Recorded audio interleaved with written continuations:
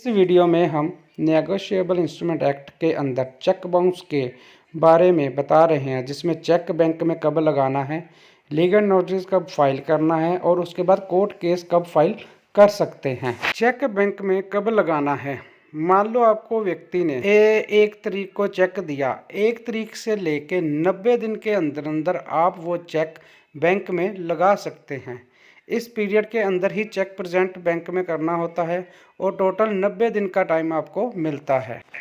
मान लो आपने बैंक में चेक लगाया कैश कराने के लिए, बट वो चेक बाउंस हो गया। फिर अब बैंक क्या करेगी, आपको एक रिटर्न मीमो देगी। जिस दिन वो मीमो देगी उस दिन से 30 दिन के अंदर अंदर आपको अपोजिट पार्टी को लीगल नोटिस भेजना होता है। नोटिस भेजना ज़रूरी है, वरना केस वीक हो सकता है। अब आपने अपोजिट पार्टी को लीगल नोटिस भेज दिया। लीगल नोटिस भेजने के बाद 15 दिन आपको वेट करना पड़ेगा। अपोजिट पार्टी उसका रिप्लाई देगी, जहां आपके कांटेक्ट करेगी सेटलमेंट करवाने के लिए।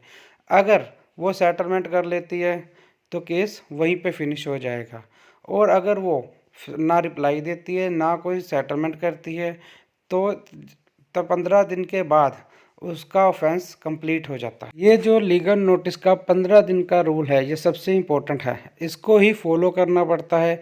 इसके अंदर ही कंप्रोमाइज़ भी हो सकता है, सेटलमेंट भी हो सकती है। अगर ये कंप्लीट हो जाता है, ना वो अपोजिट पार्टी सेटलमेंट करती है ना वो आपसे कोई बात करती है, तो 15 दिन के बाद ऑफेंस कंप्लीट समझा जाता है। यहाँ पे एक इम्पोर्टेंट बात है, लीगल नोटिस के 15 दिन का टाइम एक्सपायरी होने के बाद आप 30 डेज़ के अंदर अंदर कंप्लेंट फाइल कर सकते हैं।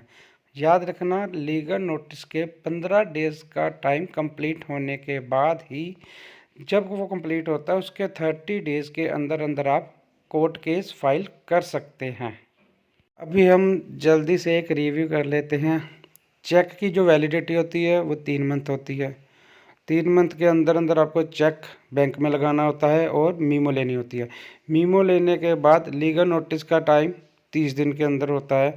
मीमो रिटर्न लेने के बाद 30 दिन के अंदर अंदर आप लीगल नोटिस भेज सकते हैं, और लीगल नोटिस भेजने के बाद 15 डेज़ का टाइम हम लेंगे कि अपोजिट पार्टी के लिए, और 15 दिन का टाइम एक्सपायर होने के बाद आप कोर्ट केस फाइल कर सकते हैं। एक सबसे इम्पोर्टेंट बात, कई बार 30 दिन के अंदर अंदर केस फाइल नहीं होता, कोई कारणवश डिले हो जाता है। डिले होने के बाद भी केस फाइल हो सकता है, ये सबसे इम्पोर्टेंट बात है। सेक्शन 142 नेगोशिएबल इंस्ट्रूमेंट के तहत आप कंडोनेशन पॉसिबल है। आप एक कंडोनेशन की एप्लीकेशन कोर्ट में लगा सकते हैं।